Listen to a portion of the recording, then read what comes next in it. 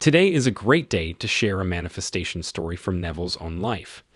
This story will tell you exactly what to do to manifest your desire in the least amount of time and without much effort and stress.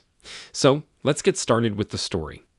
I spent a month in New York almost 8 years ago. Victor and Lawrence, two of my brothers, visited and stayed in the same hotel with me for 2 weeks when I was in New York City. I purchased 14 shows for them because they wanted to see as much as they could in just those 2 weeks, and occasionally they even went to an afternoon performance. But the new presentation Ada was the only thing my brother Lawrence wanted to see. The press reports said that it was completely sold out. Since the moment it was announced, there had been a new presentation with the same music and soundtrack, but different scenery and other novelties. All opera enthusiasts were captivated by this, and they all yearned to see Ida. When we got there, there were enormous signs outside. The sign said, "No seats available for Ida," and these signs were advertised all over the Metropolitan. When I entered inside, there were no seats for Ida, but there were 3 queues going to 3 windows selling tickets. I entered the first line.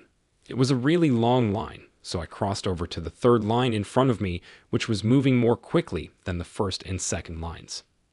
As I approached the window, there appeared to be no prospect of receiving tickets. But before I left my hotel room that day, I just assumed that I had the tickets for my 2 brothers. I assumed they received the tickets from me.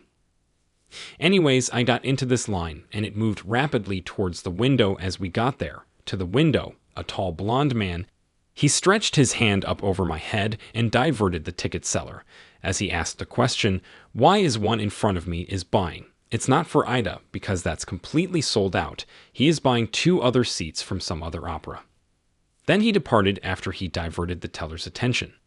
This talk man pushed some bills under the window, and the teller looked at the money. He gave this man the ticket, and then suddenly the teller realized, well, he only gave me $3 he should have given me, and he mentioned the money he should have given me.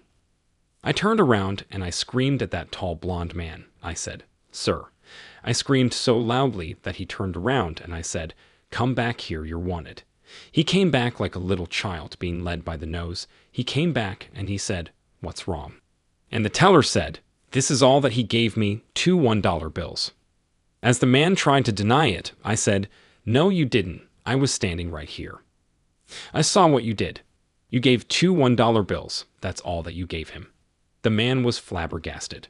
He was so completely dumbfounded he didn't know what to do. I said, "I am standing here. I saw exactly what was done." Then he opened up his purse, and there was a stack of ones, and he had a $20 bill and 2 tens. He said to the man, "When will you discover your mistake that I gave you 2 tens?" And the man said to him, "At the end of the season." And with that it was closed, and the man then took out the money and paid for the ticket and took back his 2 ones. Then I said to the teller, "I want 2 seats for Ida tonight, and I want them in the horseshoe circle. I want them in the center." He said, "Yes, sir," and he took from what he called the VIP. They always keep a few out. When the house is sold out, they always keep a few seats for those who are coming, called the very important people. I am certainly not a very important person, but I saved the teller from the loss of $20, and he quickly took the 2 seats out and said to me $20. I gave him the $20, went back and gave the 2 seats to my brothers. Interesting story that was, and it goes on to show us a few things. First, before you take any action towards your desire, you have to assume the feeling of the wish fulfilled. This means that no amount of action or effort would bring in any results for you unless you have not assumed the feeling of the wish fulfilled. When you assume the feeling, you make it happen in your subconscious mind. Once your subconscious accepts your desire as reality, then it's just a matter of time before it will show up in the physical reality. It has to show up in your physical reality. There is no doubt about this. Secondly, did you notice that Neville has already assumed the feeling back at his hotel room? So when he was out to get the tickets, he had essentially already laid the seeds for the manifestation by his mental act. This is why even when the ad said, "No ticket available for Ida," he didn't panic. Neither did he for a second question his assumption. He simply rested in the state of, "It is done." Instead, he went towards the ticket window with confidence that he would find the 2 tickets for his brothers. This is the confidence you need in your assumptions. The outside events don't matter. Once you have done the imaginal work, then your wish will come to you through a bridge of incidents just like it did for Neville.